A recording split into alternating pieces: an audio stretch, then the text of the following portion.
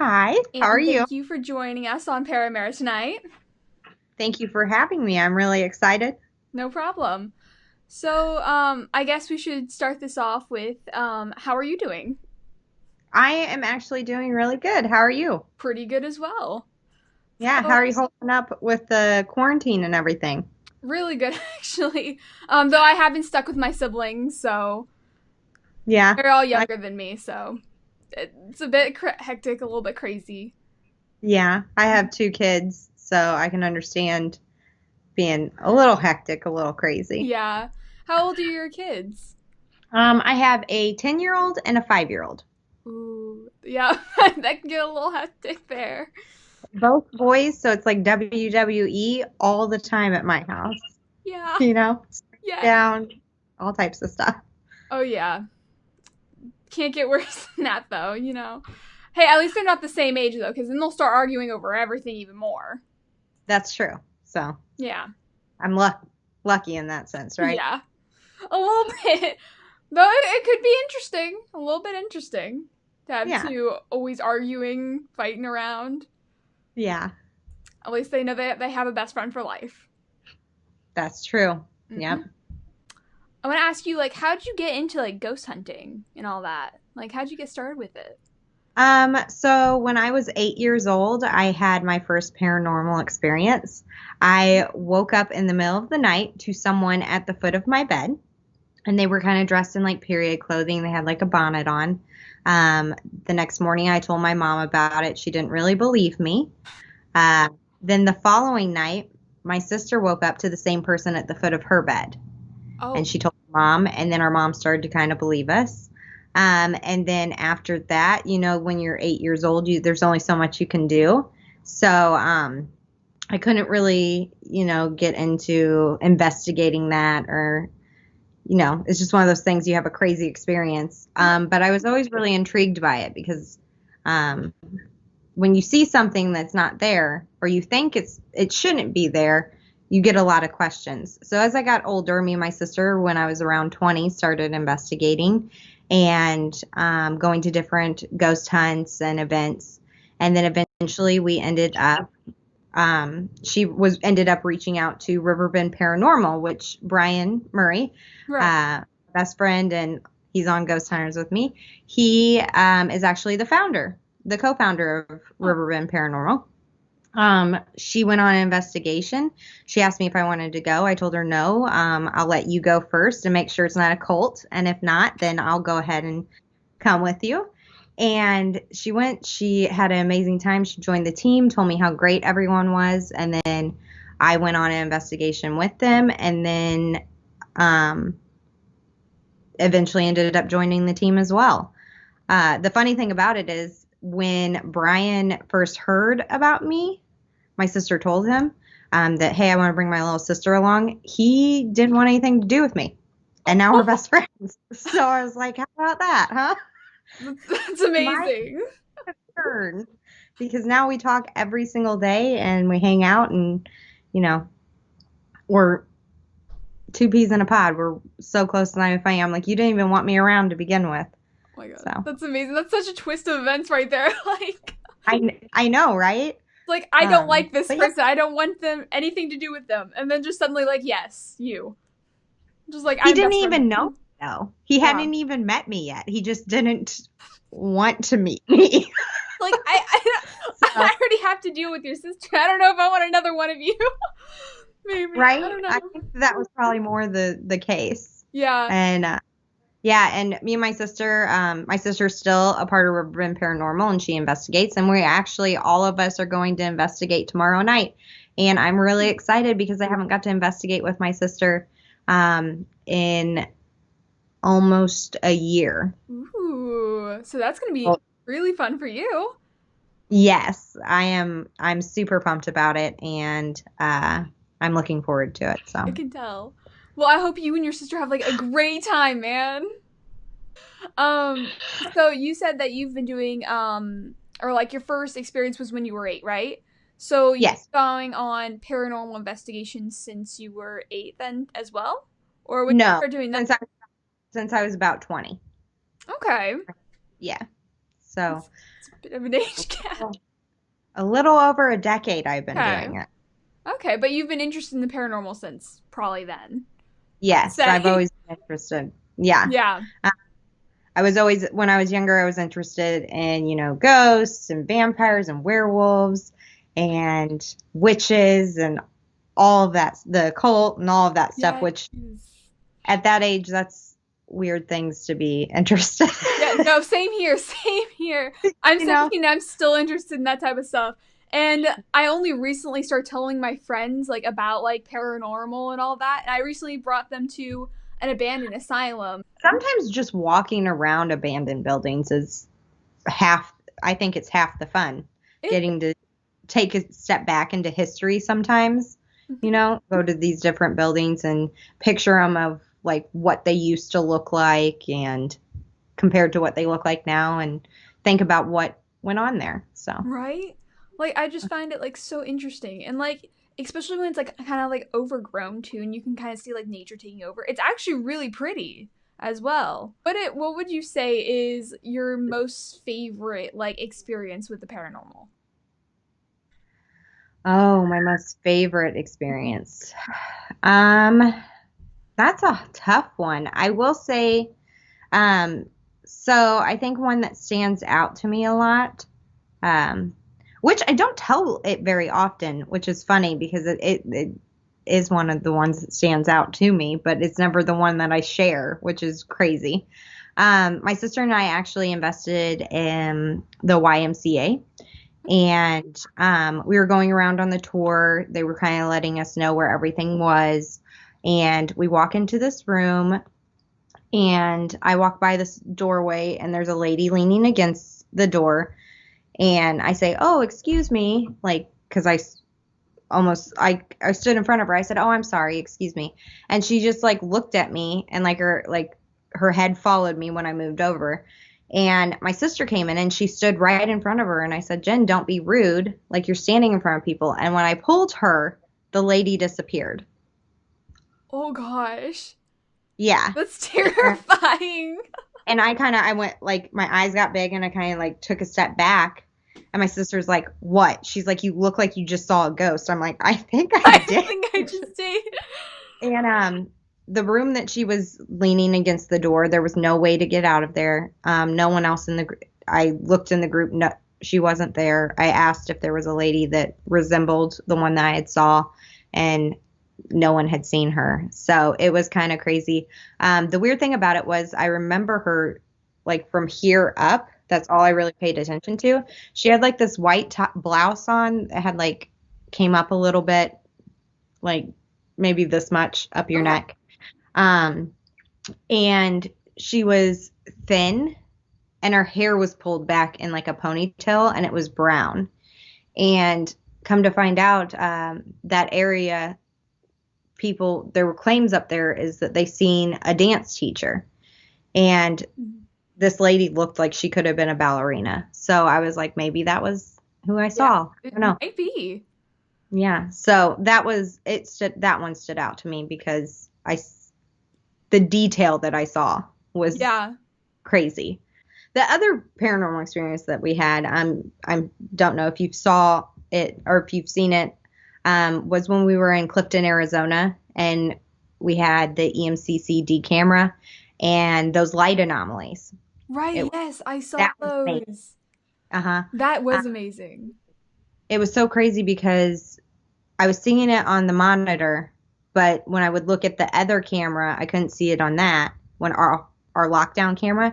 And when I would look in the space, I couldn't see anything happening. But when I would look on the monitor for the EMCC it was there. And then Kristen would walk over there and everything would stop. And when I told her to walk, like to come back, then it would start up again. And it was almost like they knew she was there. Yeah. But it was a really, really cool experience. So how is like life on the show? Like how has that like experience been for you on A&Es Ghost Hunters? So it has been an awesome experience. It's been so much fun. Definitely something that you have to kind of get used to. Like I said before, I'm a mom, I'm a wife, and I have never been away from my kids before the show. for like longer than a week, maybe, when me and my husband went on a couple's vacation. So that was a little bit of a change because I've always had my family with me. Luckily, I had Brian, and he's like a little piece of home, so that helped. We had each other. But it's a lot of fun. It's actually like hard work because it's really long hours. Yeah. And, you know, your schedule gets all thrown off. But, you know, we're most of the time when we're at a location, we're there for a week. The first day that we're there, we talk to witnesses, we go ahead and do a tour, we get claims, we do history, we gather information about the location, and then we investigate for typically at least 2 nights. We go and investigate, and we investigate for 12 hours each night. And then usually on Thursdays, we review all of our evidence ourselves. We go over everything and pick out the best pieces of evidence that we find. And then on Friday, we present that to the client. And then by either Friday or Saturday, we're off to the next location. And a lot of the time, we're out for 2 weeks at a time, which can be difficult. But luckily, I have FaceTime and everything, so I can talk to my family. But yeah, it's a really fun experience. I've gotten to go to a lot of places that I wouldn't normally have gotten to go to, I don't think. And I've met a lot of great people. And, you know, the best thing about it is when you investigate and then you get to help your client feel more comfortable in their home or their place of work. That's a wonderful experience. I love having the paranormal experiences, but when you can get the answers for the clients to make them feel more comfortable, that is the main goal. Yeah. So it's a very fun experience, very rewarding, and I feel really lucky that I got the opportunity. So we actually have a question from the audience. It says, what do you think is the easiest way to get kids involved? The easiest way to get kids involved with the paranormal? Yeah. Just, I know a lot of the time children, you know, when they're starting to go through puberty, hormone changes, they start experiencing paranormal activity. And just when they tell you that they've seen something or they've heard something or something's happened, talk to them about it. Let them know that it does happen. You believe them, and ask them questions. And the easiest thing to do is just make sure that they remember that these are people, be respectful, and, you know, possibly get them a recorder so they can do EVP sessions. That's the easiest if they're interested. What is your scariest moment on the show? The scariest moment on the show, I would probably say would have been Madison Seminary for me. When Brian and I were up in the asylum on the 4th floor, I had an experience where it actually, I started getting really bad stomach aches. It almost felt like it like wrapped around to my back. It actually had me doubled over, and eventually I was on the ground with it. It felt like I was having back labor. So like I was having, you don't know what back labor feels. I've heard it doesn't feel good. But, no. No, but any moms out there, I'm sure that you know what I mean. It's not comfortable at all. Like it feels like you're having labor or whatnot. And it had me bent over. I felt sick. I was sweating. I actually told the cameraman, like, you need to get off me because I need to get it together. Like, I'm having an experience, and I don't know how long it's going to take, or I just got to get my mind right with Jesus right now because I'm in some pain. Yeah. And it was crazy because Brian's doesn't get emotional thing. Like things don't affect him emotionally typically, especially during investigations. And he was told whoever, like, listen, if you have anything to say, leave her alone and tell me. Like, you need to leave her alone. And the crazy thing about it is after he said to leave me alone, I felt better. And then his whole mood changed and he was getting angry and like, so we ended up leaving. And that, I think that was the scariest experience for me because I've never, I feel different types of things all the time. Never had something where it brought me to my knees. Yeah. And to see it affect Brian as well when he normally is not affected by things like that. That was what was scary about it to me because it was a experience. It was just very intense. So we do have some more questions. Okay. So I think this refers back to the first one we did, but it says, how can you put a child at ease after they see a spirit? Basically, I feel like you just talk to them about it, ask them questions. How were they feeling when they saw it, or saw them? What did they do? And then, kind of like how I mentioned babies, like explain to them, like they were just standing there. Like if another person was just standing there, would you? Like if I was just standing there, would you be scared? And I mean, try to reassure them that they're people. Right. And you don't have to be scared of people. Like a lot of the time, a lot of the time. I mean, you walk down the street and see millions of people. Okay, are you scared of them? No, you're not, because once in a blue moon there'll be a bad one. So, just I think that if you just try to talk to them about their experience, ask them lots of questions, and then just reassure them with what they've seen, what experience they've had, that okay, well, we do this too. So, you know, I don't know if that answered the question or not. Do you feel being a mom gives spirits an easier time talking to you? I think that it definitely helps in some locations. I know that it helps with a lot of the time when I'm trying to reach out to children entities, that it's actually, I think it probably helps with everyone because, you know, the tone in which you talk to people kind of relate to them. And as a mom, like I have to relate to my kids all the time with, you know, what's going on? Why are we upset about this? You know, but I think that when it help, like when you're reaching out to children, it helps having that some type of being a parent. So with me being a mom, I know when we were at the Glenn house, Brian and I actually got some communication with what we think was a little boy there.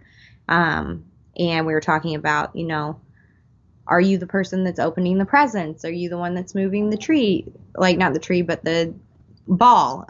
And I said, you're not in trouble. We're not mad at you. They're Oh. here for you to play with. You're allowed to move them. They're yours. I just want to know if you hit it. And we got some responses to it. But I think the big thing about that was letting them know that they weren't in trouble. And I don't necessarily know if you aren't a parent, if you would know to say that to a kid. Like, Yeah.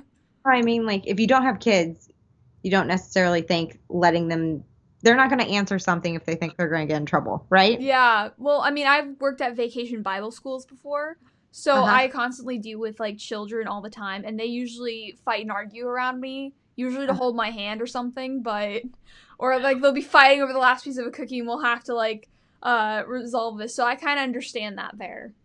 Yeah. Since I So do if you, deal with kids a little bit. You've talked about like the scariest thing, but like out of so you have you ever done like an experience like or ghost hunt outside of uh your ghost hunt like after like before getting on the show is what I mean to say. So I got my yeah, words like all jumbled up there. So you're fine. before the show, what was like your worst experience would you say? Or maybe not the worst, but like a little one that like stuck close to you. I had an experience at Malvern Manor before we ever started investigating. And it was, I'm not going to go into too much detail about it, but I was in a room I was doing a connect the dots with a entity I thought was there, a little girl. And I remember sitting in the room with the lights on, and the room's yellow. I can see all the, toys, and I'm doing this connect the dots, talking, and Brian says something to me, and he makes me miss a number. I was like, Brian, you made me mess up. And he's like, you need to come on. Like, you need to come out of the room. We need to go outside. And I said, I'm okay. Like, what's going on? He's like, no, you need to come outside. I said, okay. So we come outside, and he lets me know, like, he's like, hey, he's like, I don't want you back in the room because, you're doing a connect the dots in the dark. What? That's the weird experience. Yeah, because when I was sitting in there, the lights were on. Right. Brian said that they weren't, that there were no lights on. I didn't even have my flashlight on.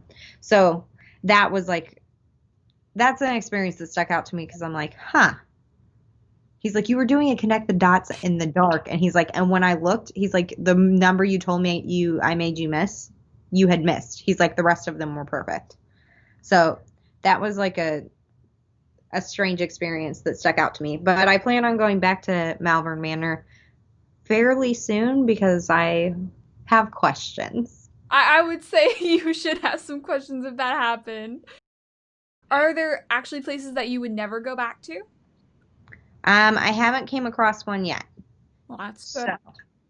So, yeah, people always say, like, a lot of people are always like, you must be a hard person to scare. And I'm like, scare, yes. Startled, no. Okay. Loud noises get me every time. You want to hear me do a string of curse words? Make a loud noise when I'm not expecting it, and I definitely am going to do it. And doesn't mean I'm scared. It means you startled me. Like, Yes.